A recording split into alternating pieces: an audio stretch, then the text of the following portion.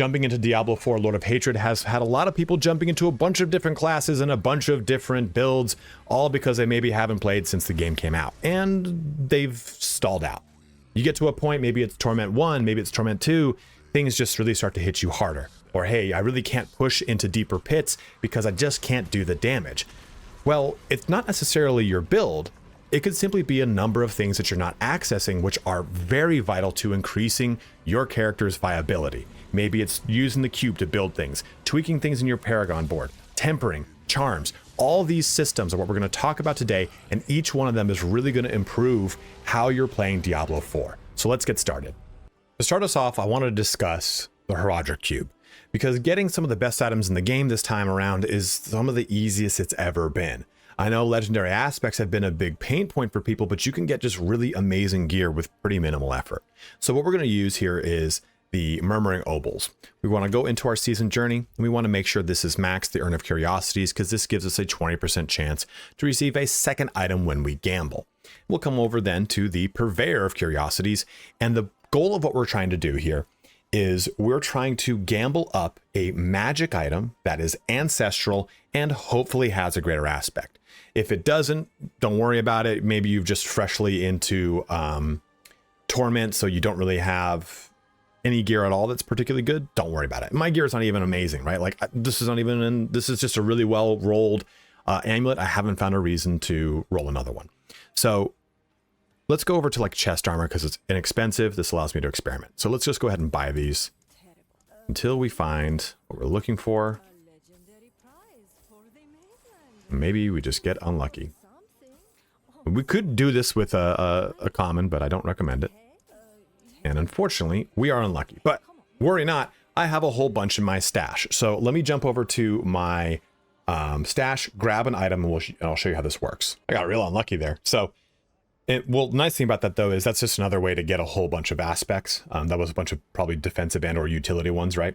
So what we're looking for is something like this. This ring, it has a pretty decent roll of things, not the highest, right? That's not highest max life, highest attack speed. You don't need to worry about that. Right now, you just kind of have to get something online to help with your build. Or maybe something like this, or maybe something like this, because this has the highest physical damage multiplier. We'll just go with this one and we'll have some fun with it. What we want to do is add an affix. So we're going to click that. There's these other ones as well, but we'll talk about them in a sec. We're going to go to consumables, and we've got these right here. These are our tuning prisms. What they're going to do then is focus the affix that then rolls onto this item. Remember, legendaries have up to 4, so that's what we're pretty much going for. And it's a little wonky here. I'm going to give you a link to a Reddit post that does have the groupings of these, but the groupings have been a little weird. It's just dependent upon the actual item. Like, for example, this says, use to target skill and core stat affixes. Well, we already have strength on here. That's a core stat. We don't really want to touch this. Just know, before you do any of this, if you go ahead and put this, and it has, let's say this has, we'll use this right here. Okay, I can't do that. This has a greater affix of max life. You have a chance to roll that off if you do focused reroll. So just be careful when you're doing any kind of rerolling. But right now we're just going to focus on adding. So let's remove that. And this is strength and physical damage. Let's go ahead and do a defensive affix. Or you know what? We'll do this because I specifically want resistance. It is worth noting that resistance can also be in the defensive affixes tuning prism. So just be careful when you're doing this. I've bricked items before doing it. So we do this and boom. Now we have 606 physical resistance. Ideally, you'd want all res, right? But just an example of physical damage multiplier and strength. We'll go ahead and put offensive on here. That might roll off. Okay, cool. So this added crit chance for me. This added physical damage multiplier. Well, we added physical resistance, and we had the other 2 stats already custom built in. So this is a pretty damn good passable ring with very little actual investment. And then, I mean, we can upgrade it to legendary, but I don't ever recommend you do it in this screen. There's a chance you might get a legendary aspect you actually want, and you're like, well, now I got to choose between destroying the ring or not. So this is, by the way, that's also a way you can get more aspects. We got a max roll on our crit chance. Our strength is okay, our physical damage multiplier is here, our physical resistance is here. This is a pretty good ring. So we'll take this from the cube over to the occultist, and we'll go ahead and I'll put Jacques' favor because that's fervor. That's one I've got on one of my rings. Okay, cool. This is now a perfect ring for my build and what I'm doing. In fact, it's kind of what I want, but not really. I need damage on hit. But we can also go to enchant items. So maybe, you know what? I really didn't want that physical resistance. We'll click to our visible possible affixes and go, well, resistance to all elements is still on here. Maybe I can get lucky. Just know that it's always a rabbit hole. You very rarely get lucky out the gate, right? We rolled pretty well on almost everything. This is max physical damage. This is max crit chance, near max physical resistance. This is low on the strength side. So I'm just going to press this button to kind of talk about it, but we'll press enchant. And okay, we didn't get any of the things we want. And just press no, and there we go. I'm not going to sink a bunch of materials into this, but that's how we can further kind of play around with this. We can also, too, do some other things that I'm not going to commit to, but I want to talk about them. We can do this. We can transfigure. So grants a random modification of great possibility. Using a tuning prism to narrow the outcomes. Just know that this also has a chance to make it unmodifiable. So you only do this absolutely last. We're going to talk about tempering next. So you do that after you transfigure after tempering. Unmodifiable means you cannot do a thing to it. You can't enchant it again. You cannot do anything. So just know that before you do go into it. And maybe, you know, hey, we want to focus reroll again. It's all in there. You can do those things. But transfiguring adds a lot of really good power to this. And another thing too that is a part of the cube is this. Transfiguring items does work with everything, but with amulets you can use, and I'm not going to do it. Well, maybe I will. No, I won't. I like what I have on here. You can use this guy. So what this does is it only works on an amulet. You use it to influence transfiguration, adds a random bonus legendary affix. And here's the nice thing. You can see right here, I have 2 legendary affixes on this. That secondary affix that is transfigured does not conflict with anything that is added onto your build. Meaning, that says lucky hit. Zealot has a chance of 20% to heal you for 5.9%. If I had that on, say, this, which I used to actually have on these boots, it would not cancel it out. I don't necessarily know if it stacks, but it won't cancel it out. So just know that this is a great way to get additional legendary affixes onto an amulet. You'll get plenty of these, right? I got 35 of them, and I'm not that deep into the season. So play around with this, use the cube a lot. It's going to give you a ton of really good results. So tempering is a system that's been in the game for a long time, but I feel like now it's just been a lot more streamlined, it's a lot better. We come over here, we take this, and we pop it in. We go to the blacksmith, of course, we press tempering, and we've got this. Those little scrolls that you pick up, those little manuals, that is where this comes in. We go ahead and press offensive, and we can go ahead and add any of the things that are probably going to be beneficial to our character. Like, for example, I'm doing lots of critical strike damage, that's right here. Or I'm doing lots of zealot damage, that's right here. Just know that these are usually like 40% zealot damage. That sounds cool. If you're crazy into the weeds on min-maxing with damage buckets, it's not. So just learn those things. Now, there are variations to tempering recipes. You can find them by pressing Y on your keyboard on just whatever this brings this up for console. Go into your Codex of Power and going tempering recipes. You can see all of them right here. So for example, weapons, I don't have the ones I really want. Clearly I can't. Let's see, it's at the end. I want all these, right? All these zealot augments. Or if I go to this all the way at the bottom, zealot finesse. These are the ones that really are for my build. So look to see if there's anything that you're maybe missing specifically. Like maybe I only had this. So you can see that this scales. Finesse is, let's just look at critical strike damage, 2 to 4% at the bottom range. The top range, it's 3 to 6%. So this gives you a sense of where these recipes are, what they do, and where they are on the actual game map. So you, or I'm sorry, not where they are in the actual menu. So you can see if you've got them or what ones would actually work for you. It's a little wonky, right? Because it's like, I can't look at Paladin because element OP, all the Paladin, I think I've got them up there. The Paladin ones, I guess there's none here. There are some that are called Paladin, but not all Paladin things are within that, right? Like, I think it's like Juggernaut is its own thing as well. Adjudicator is its own thing as well. All like the little individual portions of, I see Paladin, like all those things say Paladin on them, but that's not all the Paladin specific recipes. So just know that too before going into it. So go back to Tempering, go to Tempering. We'll bring this back up. We'll click Offensive, and we'll just go ahead and slap on, we'll do the Zeal one just to show, and we'll then temper it. So by doing that, we had a range of what that could temper at. And this looked at, we considered 20 to 40%. We got 33%. And then we've got, you can see here, it says you've got 3 more re-rolls. We can go ahead and re-roll it again. Okay, 28%. We'll press re-roll again. Okay, we got 40%. Now, you do have a chance to greater affix this. What does that mean? Well, 40% is the max. But if you hit a greater affix, then if you take a look over here, this one was a greater affix. So it jumped up to 50%. We got 10 extra percentage out of it. It's just a luck of the roll. Now you can see that I only have one more that I can do. Well, we can also press this button and use a scroll of restoration. That then gives us another try. I'm going to press it. I'm not going to use this ring, but you can see, oh, we only got 24. We lost it.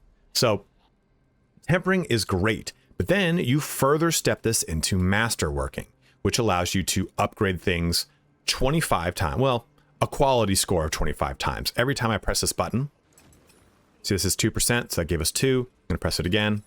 This gives us 2%, that's 4. It can be 2, it can be 4, it can be 5, it can be 1. I don't know the actual full range. I don't know if it says it in here. But this is a way to get more player power out of the things you already have that are working for you.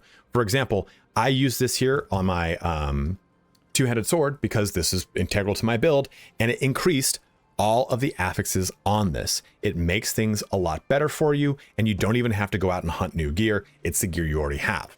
Now, you don't want to do this with gear you know you're going to throw away because it does cost you currency and it does cost you gold. Gold will become a premium as you get deeper into the season.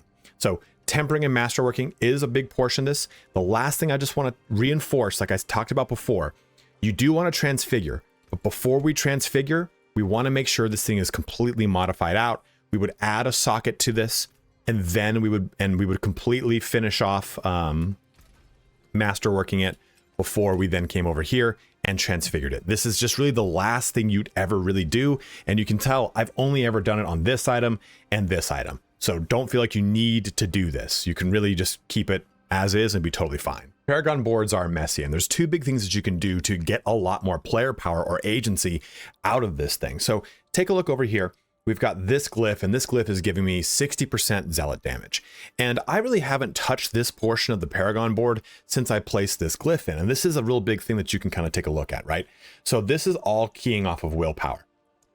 And now that I've upgraded this to level 50, I have more willpower in range that I really didn't take advantage of before. These are not in range, whoopsies. And you can see that a lot of this too is leaving some points on the table. So let me go ahead and reconfigure some of this. And you have to kind of get a little creative because, you know, this is already set in stone. You could redo the whole board, and that's the second part of this section. But what I'm going to do is step back some of these pieces to give me wiggle room because I want this willpower. And what we're going to do is build out the chain that would connect us over here and refund these points that don't help us. Now, those points might have been contributing to one of your rares, so do know that, and rares will be part of the second portion of this video's conversation, or I'm sorry, this portion's conversation. So we'll do this and grab these, and we have shored up all of the willpowers in range for the exception of this one down here, and that can be acquired through other means, of course, but we went from 60% to now 75%. So this just shows you we grabbed 2 more additional nodes by not spending any additional points. And it was just really a matter of wiggling things around, kind of taking a look, using the keyword search. And this can be done, I'm sure, over here as well. What is this one? This one's willpower. You know, it's like, okay, there's willpower here. There's willpower here. How can I retool the pathway right here? Like, yes, this is giving me, actually, I'm not going there. That's pretty good. I want that. But as just an example here, I could retool this pathway to grab these 2 nodes easier with less overall point investment. Like, let's say that this was not a good node. If I went just up this way instead, that's just one additional point. Otherwise, I'm going to have to spend 2 points to get over to this one and this one, right? It's because I have to put a point here and here and here. Well, I guess it's 3 overall, but you get my point there. So this is just a small way that you can tool your board, but let's take a look at the board as a whole. And the other point about your Paragon board is that the Paragon board starts here, right? You've got your individual rare nodes, you've got your first glyph socket, and then you progress it forward. Every single board you add on increases the cost of any corresponding rare node. Say, for example, here, this is surgical and this is sturdy. This is 265 intelligence to activate this one. This one is 1345 strength. Well, if I go look at this, this is only 210 intelligence, right? So you can see that there's a correlation. There's an increase here between this one to this one to then this one. Ooh, there's another intelligence one around here somewhere. I know it. This one right there, right? That goes from 265 to 340. Now, it works in order of the board that you activated. So technically, this is your first one. This was my second one. This was my third one. This was my fourth one. This was my fifth one. So even though these two boards are attached, this is the last board to add, right?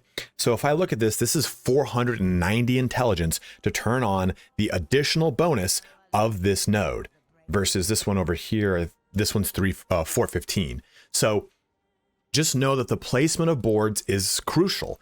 And further too, you want to be able to rotate these boards so the first thing you capture is the legendary node. Legendary nodes are always more important than glyph sockets as you're leveling the character because A, your glyph sockets are probably not leveled up enough. This one's 25? Yeah, 26. They're not leveled up enough to actually grab all the goodies around them. Like let's say I'll swap this level 1. All right. At level 1, there's no point in spending points around this socket to turn this on unless you really have a dense node that allows you to do it. And this is completely crucial to your build. You'll have want to have upgraded this first. So you're better off investing your Paragon points into your legendary nodes, which are massive leaps in power most of the time, than your individual glyphs, which will then also require, of course, those glyphs, of course, will require lots of point investment and also leveling them up individually. So to recap this section, you want to make sure that you are unlocking boards in a progression that you need them and makes sense for the rare nodes that you're looking for, in addition to, of course, the legendaries. Like this was my first legendary. I knew I wanted this. That's why I went for it. And then after that, you'll focus on your glyph sockets last because you need to upgrade the actual glyphs before you actually get any real benefit from them, because of the range of those glyphs. And one last thing about Paragon boards too I want to mention is that your Paragon board is a constant flexing muscle. Don't think of it as something that is static. You've invested points in it, and every time you get more points, you put points into it. If I'm going to push and go into a deeper pit, or I'm really trying to go to a higher torment, or I'm just dying a lot, I retweak my board. I try and turn on, say, something like this, because I want that 15% damage reduction the more fortified that I have. I want to increase the defensibility of my character, so I'm going to go more into armor over here. Total res, where is it? Total res is somewhere around here. There's total res somewhere on this board. Or these nodes, a bunch of these armor nodes, whatever it is, I'll flex these things around when I hit bad situations. And maybe I keep the board like that to a little bit until I stabilize within that torment level. This will allow me to not feel like I'm constantly like, oh, I'm just dying left and right. What can I do? What can I do? There's a lot of power in the board, and that power can just simply be distributing 2 or 3 points. Like, let's take a look at, if I just had this right here, that's 2 points that I just took out of this. That's 10% physical damage. I'm going to put those back in. That's 17% physical damage, and I get physical damage increases the damage an enemy takes from you by 1% up to 15% for 15 seconds. So 2 points can be the difference between a buttload more damage or a ton more defense. So tweak the board a lot and do it every time you kind of hit a sticky situation. You're dying a lot. Maybe you're not doing enough damage. There's probably an answer in your Paragon board that you probably don't see. Now, one of the last things I want to talk about are the talismans. The set charms are your door to true power. Like everything I've talked about in this video, sure, yeah, it works, but the charms can really make or break things for you. And you can take a look here. Playing a Zealot build is really off meta. It's not the best one for Paladin. I know the best ones for Paladin are usually using Judgment, so on and so forth. But This gives me tons of crit strike damage. It gives me tons of survivability because it will automatically cast Rally for me. So I don't need to actually have Rally on my bar anymore. I can just have points invested into it. It gives my Zealot skills a 200% damage. It gives me an after image. There's a ton of utility built into these. This one right here. Enemies cower before you, becoming feared and immobilized. Okay, that I can trigger off those now with legendary aspects. You reflect stun and knockback effects. Your minimum resolve is increased by 2. Crowd control. All these things that play into the build that you're probably doing are further enhanced by these set charms. Also, you have a seal, and your seal will have a set bonus that is corresponding to the set you are using. So, for example, these say Iron Conviction. I'm not using Chthon's Iron Conviction. Is that this one? Is that this one? It's this one. Nope. It's not on my person. But these will turn on, as you can see, Heaven's Radiant Fire. If I were to put this in there and I had Heaven's Radiant Fire, I would get that bonus that says 14% damage to judged enemies. So you can stack those bonuses. But one of the most crucial things you can do here is get a 6th charm slot that you can then put a unique charm into. I have 2 unique charms that I bounce around using based off the situation. I need more survivability. This gives it to me. I need more damage. This gives it to me. How do you get unique charms? Well, they drop, but the biggest thing that you can do is come back to this cube and use this. Craft unique charm. So what we're going to do here is I'm going to click this. You can see this fills out this. And it says 1 ancestral unique item and any 3 unique charms. This will take the quality of this unique item. Let's just take a look at this one, for example. This is the Argent Veil. It will take that unique power. Arbiter's Evade triggers a random equipped, non-channeled core skill for every 2 meters traveled. It turns that into a unique charm. So if I come back over here to my talismans, we'll select. Just want to make sure that these are the ones I want to select. They are indeed. So we're taking all these items. We're going to press transmute. And now we have Argent Veil as a unique charm. So this is really crucial. I mean, you do have to find the unique items and they have to be ancestral. So this is a little bit deeper into Torment. That's why it's at the end of this video. So if you don't have access to this, don't worry, you eventually get access. But now I just have access to this and I can have it in my build when I need it. If I'm using, say, Arbiter's Evade, for example, which most builds that are paladins do. But like I said, Endurant Faith is another one that a lot of people are doing because this one gives me tons of survivability. And just if you flex this 6th slot around, this seal does not help my actual build, right? The impairment reduction, sure, whatever. The Chthon's Iron Conviction, I clearly can't activate it. But that 6th charm slot is huge to give me access to these unique charms. Unique charms are a great improvement to the game because it allows us to take uniques and put them into really spicy directions for our build to give us just that extra bit of power. So go ahead and let me know in the comment section below. Are there other things that you've done to really pull a lot of player power into your build? Let me know what it is. Just tweaking your Paragon board alone is one of the strongest things you can do. But really layering this building of all of your items, this constructing of all of your unique charms, all these little individual things. And I know this sounds really daunting, but you know, before I log off for the night, I spend like 10-15 minutes going through some of my items. I try to go, hey, you know what? My gloves are crap. I'm going to try to roll new gloves. Oh, I bricked it. Oh, well. And I just come back the next day and try again. Like, it's a very low pressure system to get a lot of the items you need while you're doing all the things you're going to do. You're going to get the resources for all this anyway, so you might as well try to cash it in towards items that are really going to help your build so you can push into higher difficulties and feel even stronger with your build.